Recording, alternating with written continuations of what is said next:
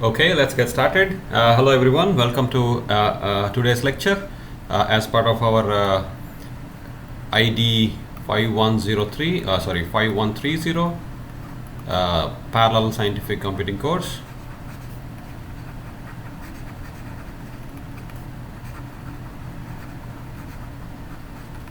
Okay, so in the last lectures we finished the chapter on introduction. We kind of looked at the motivation on why we should have parallel programming, why we should write parallel programs, and so on. So I hope that kind of serves as a good motivation to get started. So today we are starting our chapter 2, that is basically OpenMP programming.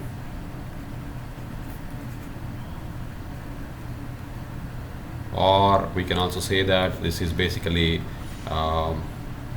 shared memory programming with or using OpenMP. Okay.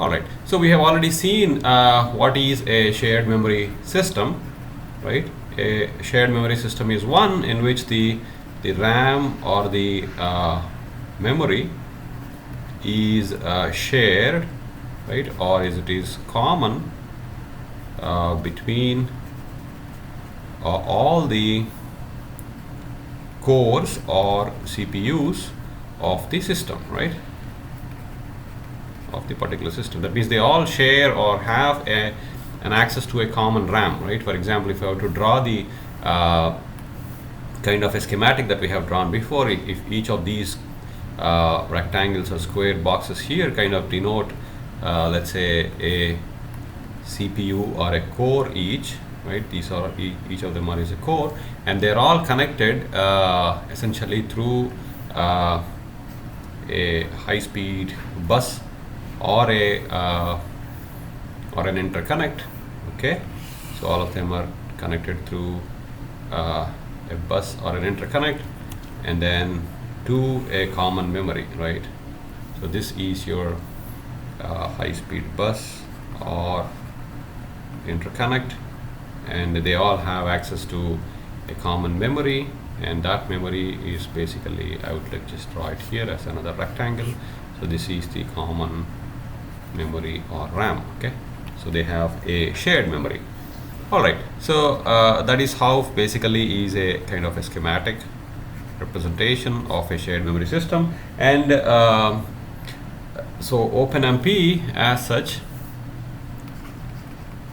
kind of is stands for open stands for this is kind of it's kind of open source as such, okay, in that context. And then MP stands for multi-processing, which is kind of synonymous with having multiple cores, right, or kind of a shared memory parallel computing. Okay.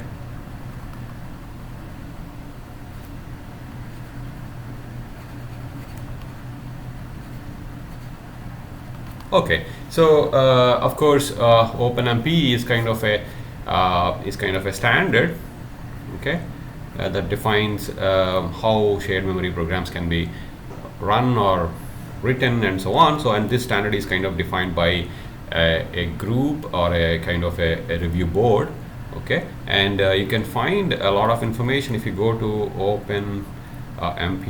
I'll just write it here. So this is openmp.org, openmp.org.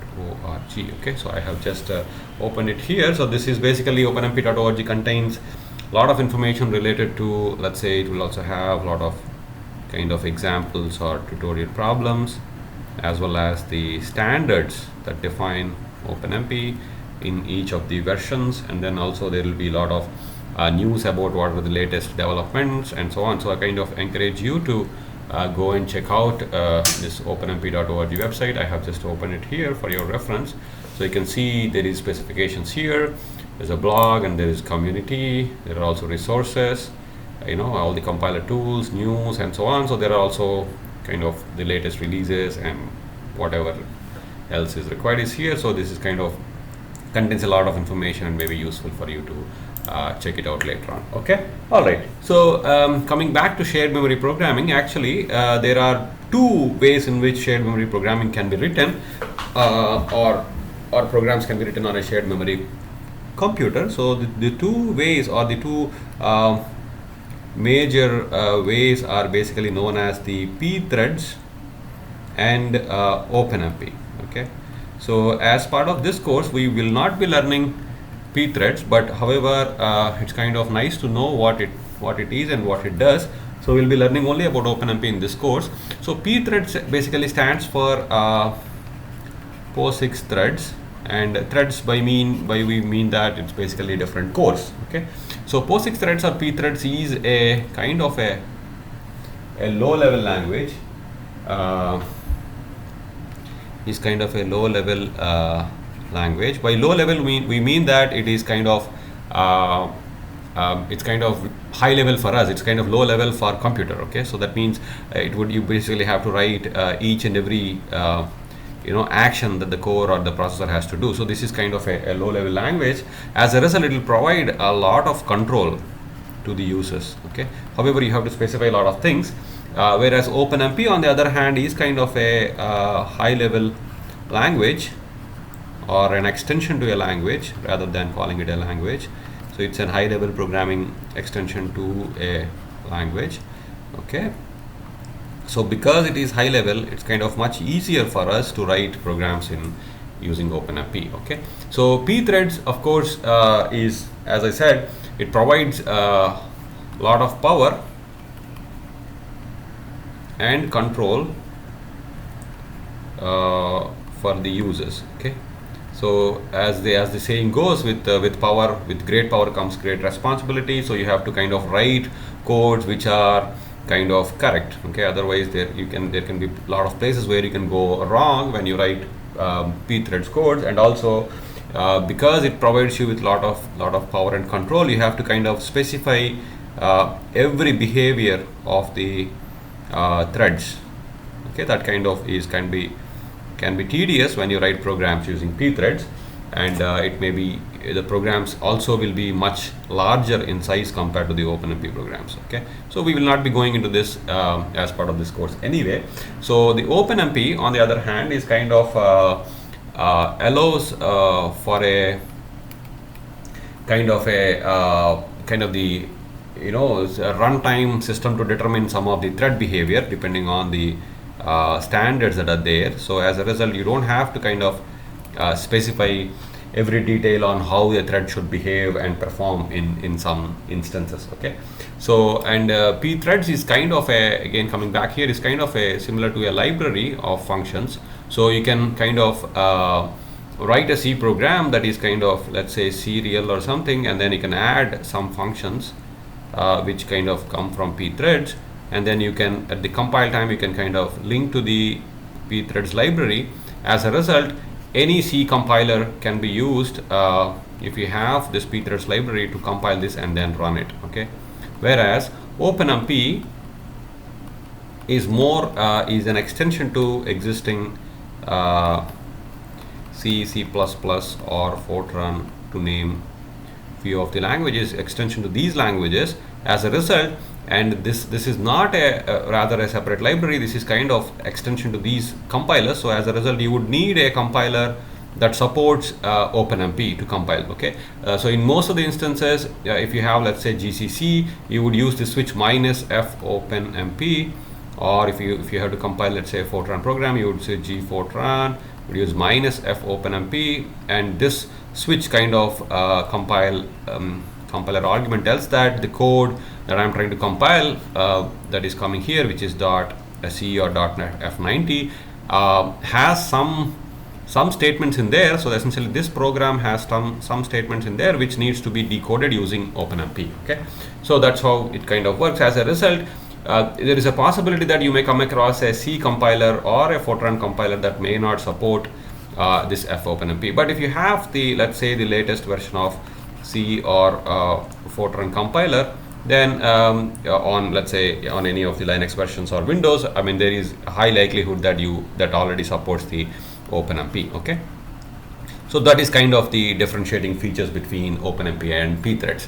Okay, so essentially OpenMP is kind of developed by a group of programmers as well as computer scientists and engineers from industry and academia. Okay, who believed that essentially writing high performance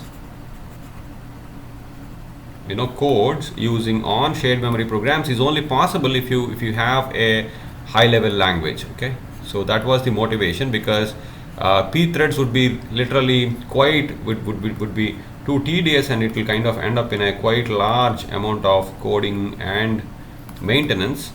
Okay, so as a result, they thought, a group of people, programmers and computer scientists thought that, okay, we should develop a kind of an extension language which should be high level, so which will give some control to the users, and they should be able to write high performance codes rather than specifying each and every detail. Okay, so that is kind of the idea behind development of OpenMP, and as a result, the OpenMP kind of specifies the standards for writing shared memory programs. Okay, and it is also explicitly designed to allow programmers to kind of incrementally parallelize an existing serial program. So essentially OpenMP, through its standards, allows for incremental parallelization.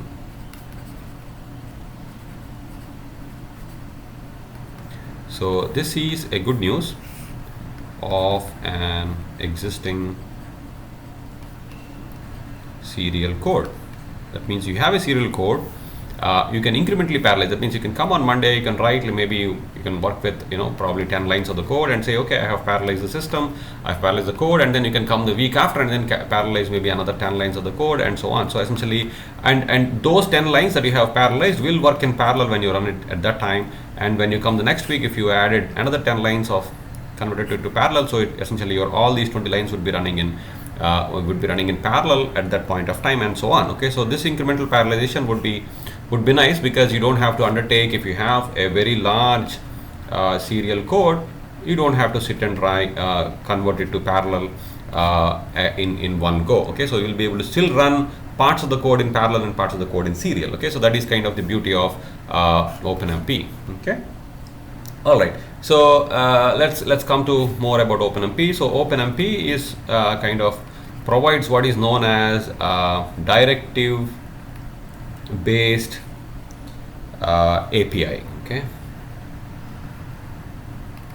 directive based API as extension to all these compiled languages. So directive based API stands for application programming interface, and directive based stands for essentially we have these directives, right? The preprocessor directives in C, right?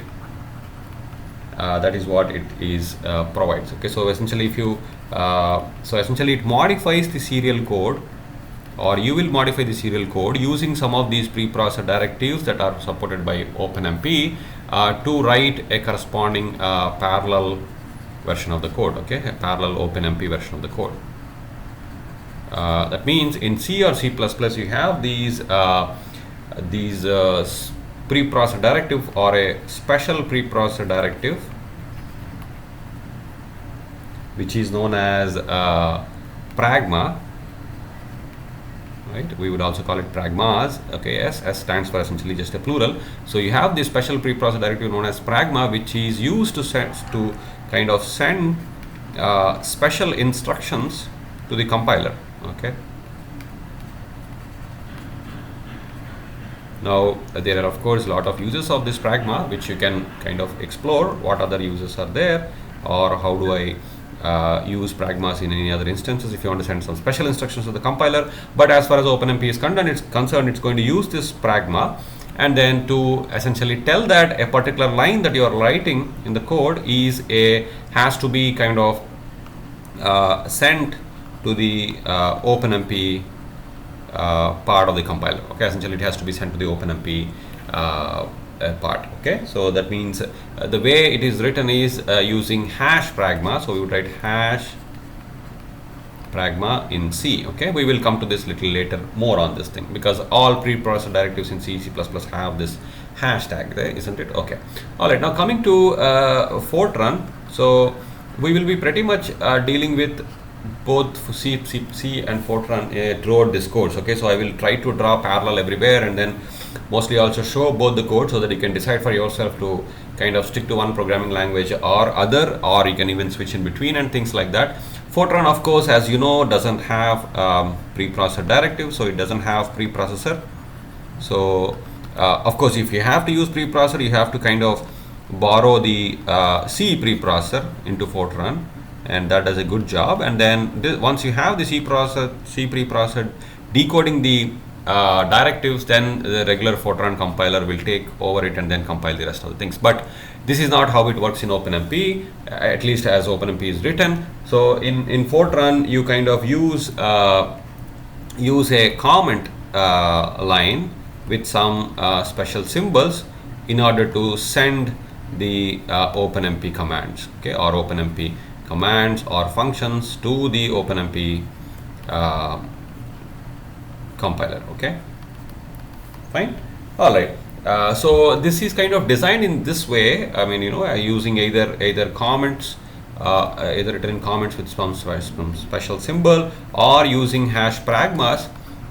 It is kind of written like this because in order to make it enable, to basically have to enable the code that you write to be able to compile with any compiler. Okay, I mean using the respective C or Fortran compilers, even if it doesn't support OpenMP. Okay, that means if you get a carefully written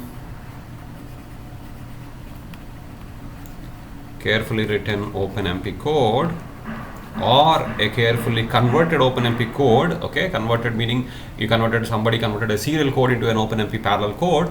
If it is carefully written, then this particular code should be able to get compiled with any compiler, irrespective of the fact that whether it supports OpenMP or not. Okay, so that is the idea. Okay, and you should also try to write all the programs in that fashion. We will come back to this later when we look at a code, either in today's class or in the lectures to come. Okay, so that is the kind of basic idea. That means you have a code, and that code should be able to run as a regular serial code even if there is no OpenMP, but it should be able to run as a parallel code if there is OpenMP and the system supports it and so on. Okay, so that is the idea why all the OpenMP programs are written using hash pragma compiler directives or with comments when it comes to Fortran. Okay, so so let us look at this. So in C or C++, the OpenMP directives, or we can also call it as Sentinels of OpenMP, right? Essentially, these will protect the OpenMP statements. So in C or C++, you would use hash pragma. Okay, so that is the preprocessor directive, or you would say hash pragma. So hash pragma itself is supported by C, C++. Okay, there is nothing special about this. There is nothing OpenMP about this thing. Okay, now hash pragma, the moment you add this extra thing called OMP, of course you have to give a space here. Okay, without that it will become pragma OMP, which is of course again will be thrown out as an error. So there is a one space at least here, and then that is hash pragma OMP will basically tell the compiler that please send whatever that follows here, okay, to the OpenMP section, okay, or the OpenMP library. Okay, so that is kind of the idea here. All right, so now that is how you do it in C or C++. Now when it comes to Fortran, what we do is you have most of you who work with Fortran, you know that exclamation symbol stands for comment. Okay, so whatever you write here will be ignored by the compiler. Now if you use ignored by the compiler, okay, now if you put in exclamation and then a dollar symbol and then you write OMP, okay, either in lowercase or you write exclamation $OMP, there is no space, okay, this is all together, then this will be recognized as whatever follows this thing, this entire thing will be again sent to the OMP section, okay, OMP part of the compiler or the extra library that is being put in there, okay. All right, now of course you may have a question on what will happen if this line is too long, right? If this line is too long, how do I go to the next line? Okay, just like any other preprocessor directive in a C or C++, you have to add a backslash and then continue on the next line. Okay, now if it comes to Fortran, then you have to, let's say if this line is too long, you would have the continuation symbol, that is ampersand and then ampersand here, and then continue on the next line. Okay, all right, so that is what you would do in Fortran. Fine. All right, so that is about the basic commands which are required for OpenMP. Now let us take a look at a sample program. Okay, let us take a look at a sample program which basically kind of prints hello statement. Okay, using it's kind of written in both in C as well as Fortran.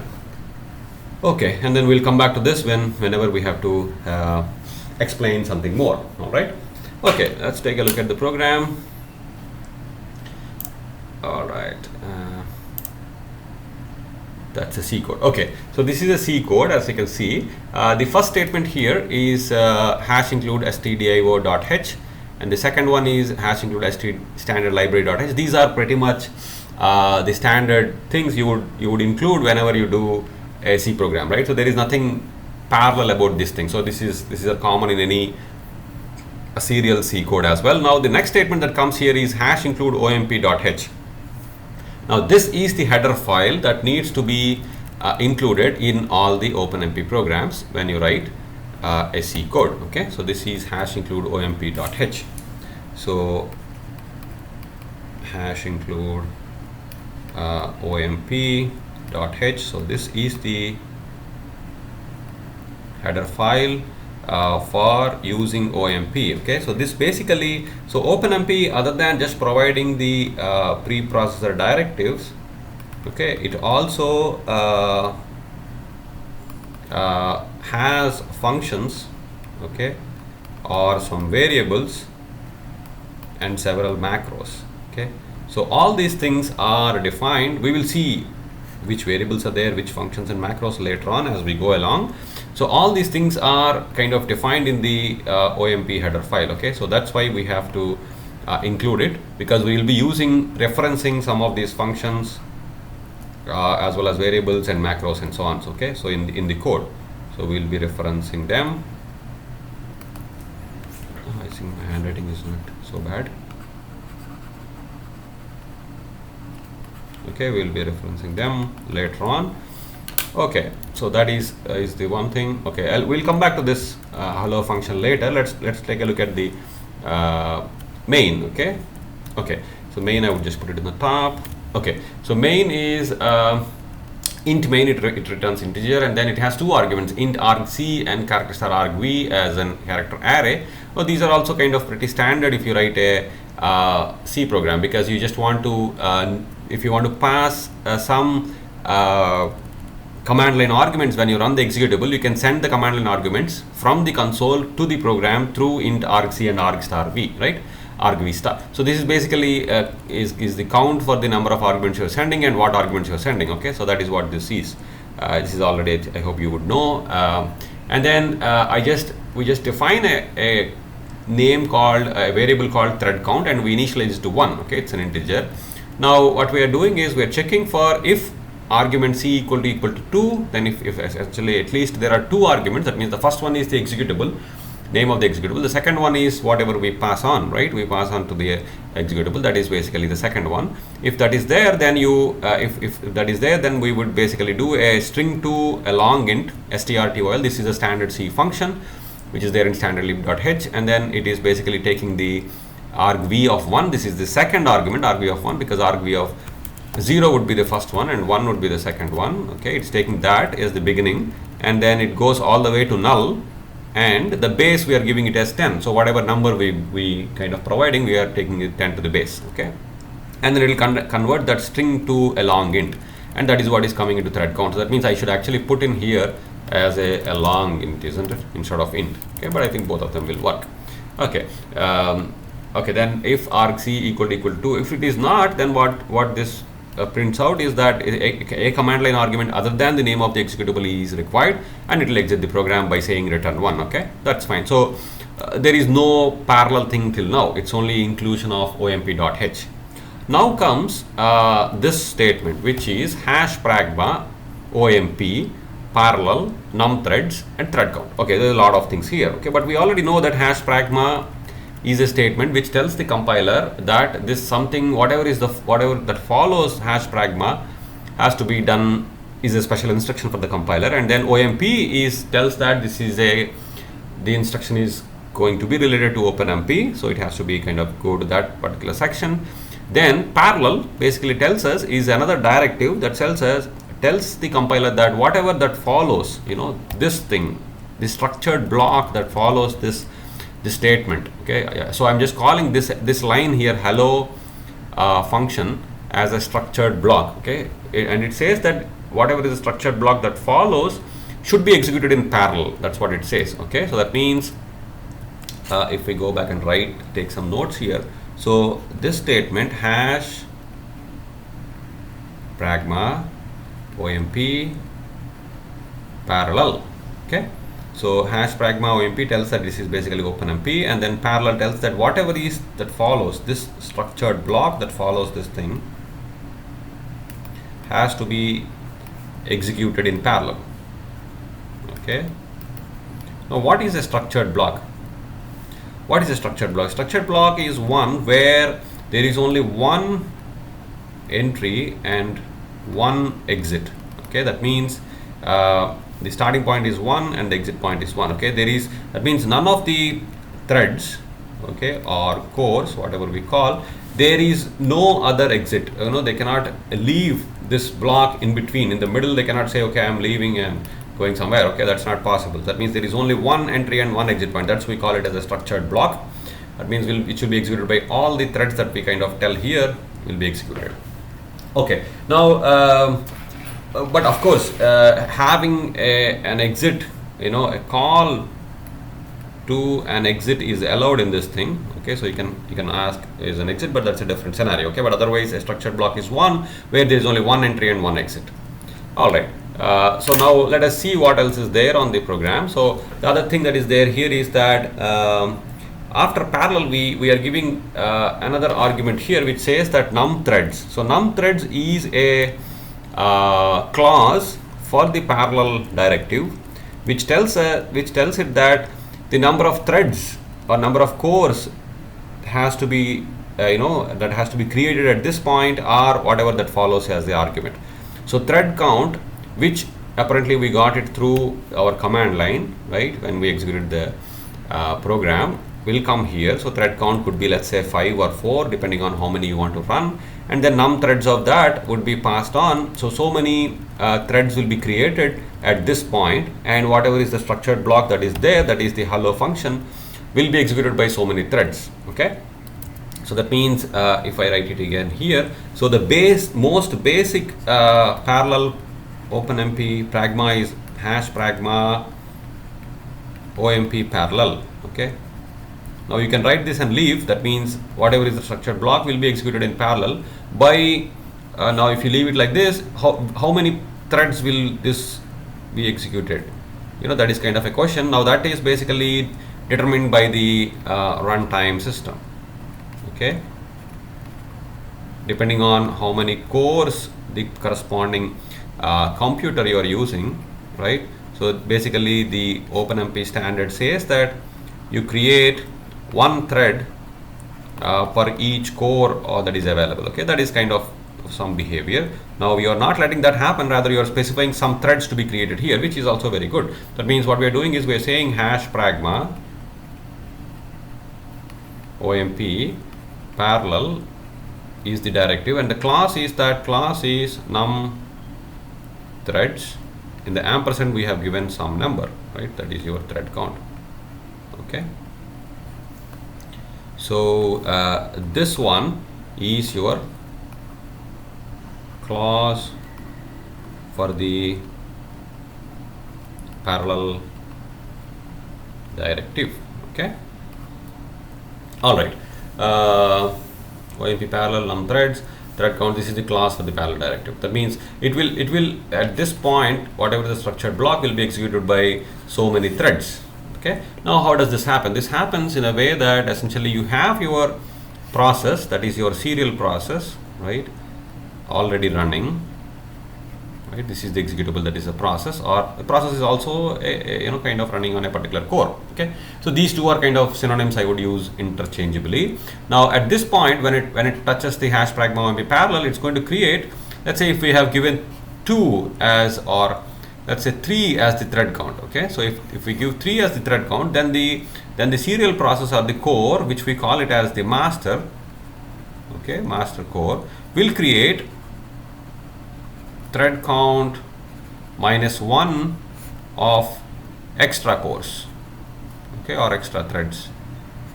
Okay, that means if we have given 3, it would create 2 extra threads at this point. Okay, the moment it touches this thing, it's going to create, that means this is the master, it's going to kind of go on, and then it's going to create another thread, it's going to create another thread here. Okay, so that means you have 3 threads. So we say that the master has kind of started or forked extra threads depending on how many are requested. Okay, now most of the times you can request I mean as many number of threads as you want, but then it also depends on how many cores or the threads the system usually has, the physical cores of the threads, so that the system is not overloaded. So most of the times whatever you give here would be respected. If you give, let's say 10, 20 or something, it will be respected. Okay, but if you give really large numbers, let's say some month 10,000 or something like that, or 1,000 or something, then the system may choose, or the OpenMP standard may choose to ignore those and then give you something else. Okay, so that is kind of a behavior that OpenMP defines. Okay, now that may not be very well defined in Pthreads, which we are anyway not learning. Okay, all right, that means that is the string, and then here we're calling this function hello and closing it. So after returning from the function, all these threads are going to again go on execute hello. So all these strings will execute their own hello, and when they are forked or started, these extra threads, so we call them, these extra threads, as slaves. Okay, so we have the master code, and then we have the slaves cores, all right, slave cores. Okay, and together this is basically called team, which is a better name. Okay, okay, so the entire team executes whatever is the structured block that comes. That means they are going to call the function hello separately, right, and each of these slave cores will have their own private stack or private set of variables to keep for them, as well as they will have their own program counter. That means where they are in the program and so on. But however, they will also inherit some of the features that the master core already has access to. Okay, such as, for example, access to standard input, standard output, all these things, and few more. We will see that later. Okay, that means they will also inherit whatever is the access has for the master, and in addition to that, they will have a private stack, and they will have their own program counters. Now the moment they touch this hello, and they return from the function hello, which also ends the structured block, they all wait for all other processes to end as well. Okay, they will wait for all the processes to end, and that's where they will get deleted by the master code. Okay, so at the completion of the, or exiting from the structured block, the cores will wait for the entire team to finish, and once the entire team finishes, the master core will terminate the slave cores. Okay, so that is the idea. So there is basically at the end of the structured block there is an implicit barrier. Okay, so if you are to connect this thing, this is kind of a synchronization of cores or synchronization point that we discussed yesterday, right? So they all wait for everybody to arrive, and then after that the master core will continue its process. Okay, so that is how it will be done, and this is primarily the design of this is primarily the reason why we said that, let's say if you are running along your code and then you have come across, let's say at line 10 you have a hash pragma parallel OpenMP parallel, and then you have kind of forked into different processes, and then let's say at another line they all kind of merge. Okay, now at this point, if you don't want to parallelize any more of your code, the rest of the code will run in a serial mode. Okay, so that is what we meant by incrementally parallelizing your code, which is only possible with OpenMP. You know, if you were to do it with Pthreads, it would be very difficult, and if you were to do it in any other parallel programming paradigm such as distributed memory programming, it is also not very much possible. Okay, all right, so that is about finishing and coming from the hash pragma OMP parallel. Okay, all right, now let us see in the program what is that is done by the hello function. Okay, so if we go back, so this will be executed now by so many number of threads, and then if we go to the hello function, say control search. Okay, so the hello function is basically defining two variables, my rank and thread count. Now my rank is basically is a variable which holds what is the rank, what is the ID of the thread. So we have, let's say, thread 0, 1, 2, 3, which will be assigned by some number by the compiler, and those number is what we want to reference to, in order to reference that, okay, you are thread 0, you are thread 1, you are thread 2, and so on. Okay, so that is what OpenMP calculates or gives, and that is what we are caching into my rank. Okay, now that is basically done by this function by calling this function, which is OMP underscore. So OMP underscore with all lowercase letters here underscore get thread num. Okay, so OMP get thread num will basically tell you the thread number on which this particular code is being executed. Okay, and then there is a very similar looking function which is called OMP get num thread. So essentially we are exchanging thread with num and then adding an s. So we have num threads. This gives you total number of threads that are being, or the how many cores are there in the team. Okay, that's what is given by OMP get num threads. Okay, that is basically given in thread count. And once we do this thing, so probably it's a good point to write this thing, OMP get thread num and num threads, so that we kind of memorize it. So we are calling a function which is OMP get thread number. Okay, this is a function that is defined in your OMP.h. Okay, similarly we have another function which is called OMP get num threads. Okay, both of them will return basically integers, and they take no arguments. Okay, fine. So these are defined in OMP, and then and most of the functions and all of the functions in OMP always start with OMP underscore. So you should refrain from naming your own functions as OMP underscore, just to avoid any confusion. Okay, with the whatever is existing, because you may never know. If you rename your own local function as OMP get thread num and with some variables, it may conflict later on. Okay. All right. Then each of the cores, once they are in here, because they have access to the standard out std out, they will print hello from thread such and such of total number of threads, and they will use this my rank and thread count. Okay, now that is what is printed, and then once all of them, they will print because they all have access to standard output, and then once they all finish, they come for everybody to finish, and then they will just get forked, they will get deleted by the master core, and then the master core will send return 0 to the operating system. Okay, so that's what the program runs. Now let us try to compile this and run it.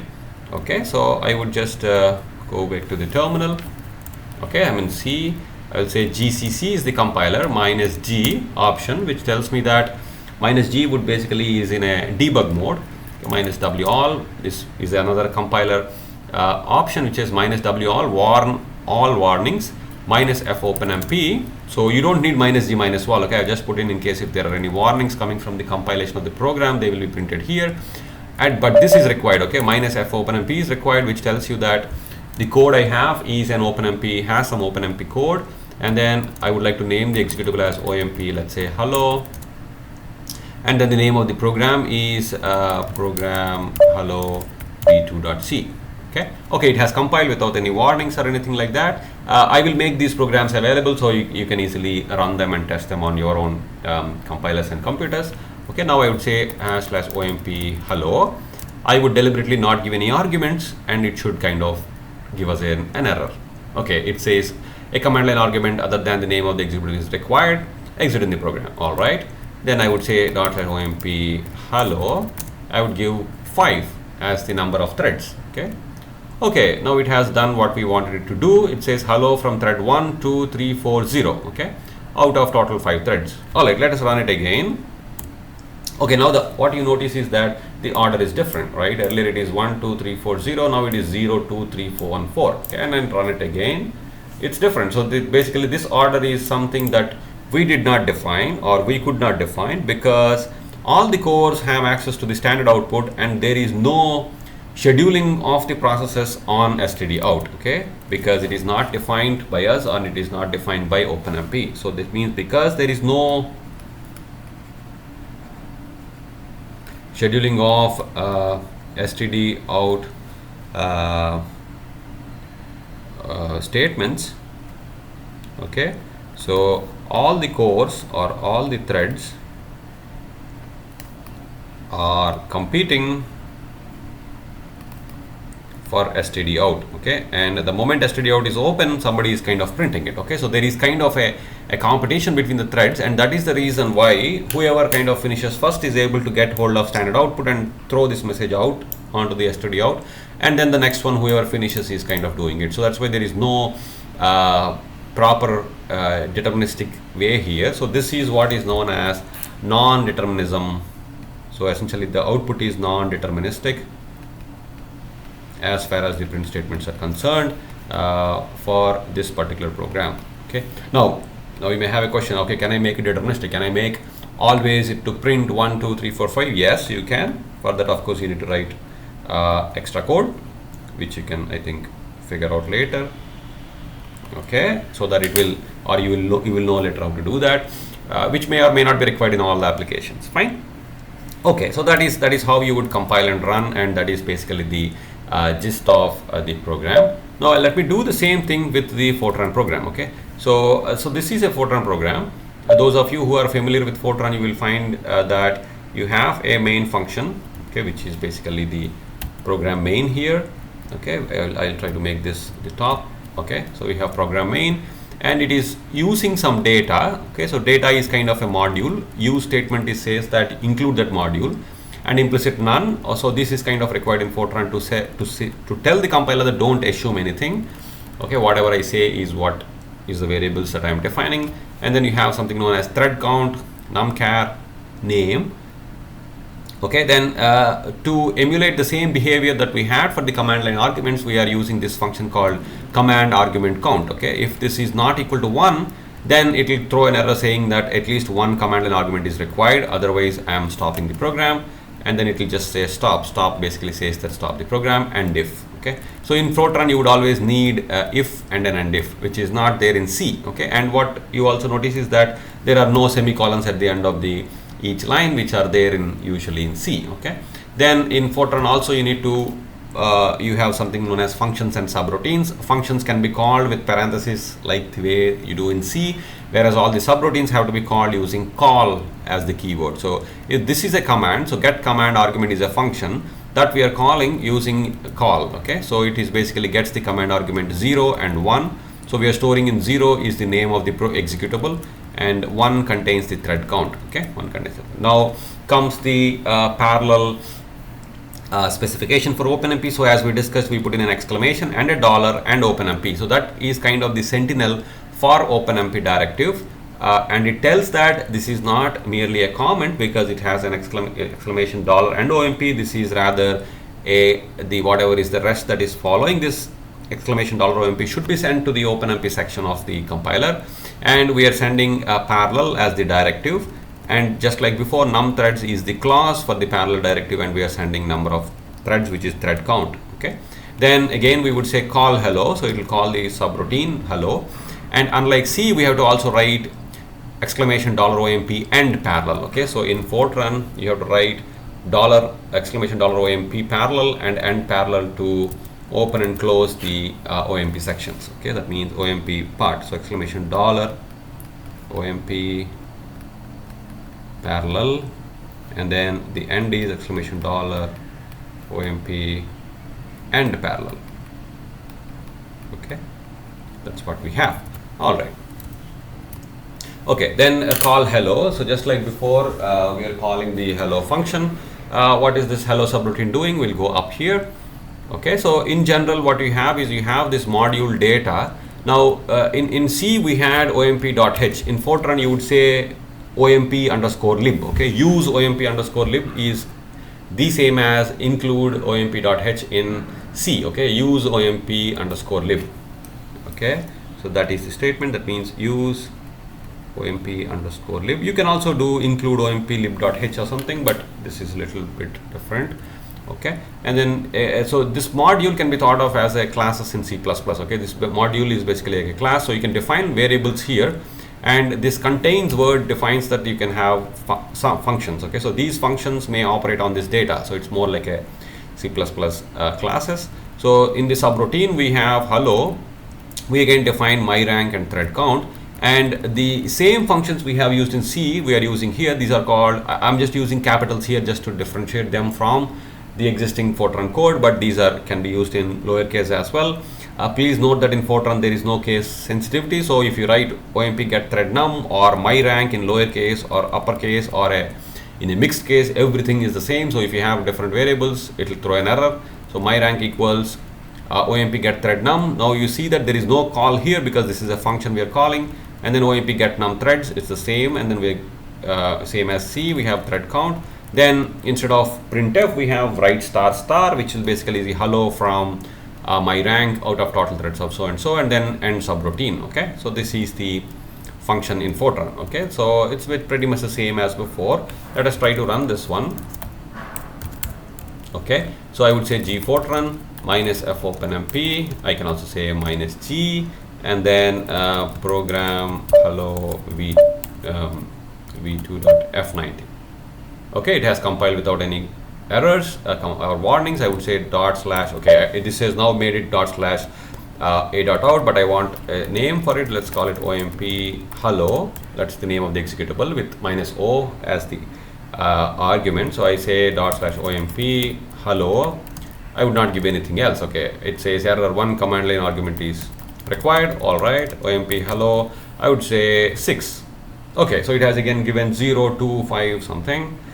Do it again. Again, it's doing, because there is no scheduling of the standard out processes, right? Because there is no scheduling defined by the OpenMP or by us to the standard out. It's kind of printing whatever it wants in any other way, the way the threads kind of finish the data, okay, or finish the program. Fine. So that is about how you compile and run OpenMP, or first OpenMP program, that is hello program in C as well as in Fortran. Okay, so I think there are a few more aspects to this thing. We will come back to that in the next lecture. For now, I'm going to stop here. Okay, all right, talk to you in the next class. Thank you.